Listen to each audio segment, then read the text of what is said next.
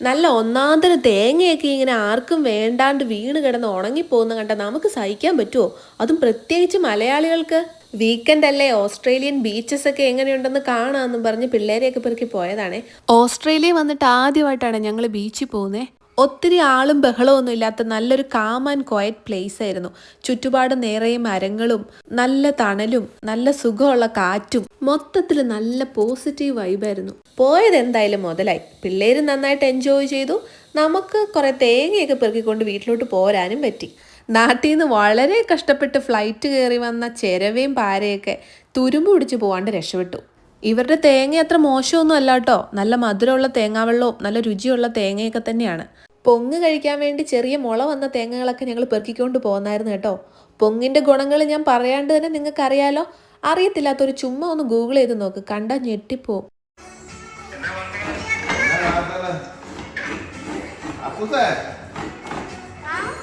അപ്പൊ ഇത് പെറുക്കിക്കൊണ്ട് വരാൻ മാത്രം പോരെ ഉത്സാഹം എന്നറിയാലോ. ചിരണ്ടി കൊത്തി നുറുക്കി പാക്ക് ചെയ്തെടുത്ത് ഫ്രീസറിൽ വെക്കണം, എന്നാലേ നമുക്കത് ഉപയോഗിക്കാൻ പറ്റൂ. ഷോപ്പിൽ ചെന്നാൽ ഇവന്റെ വില കണ്ടോ.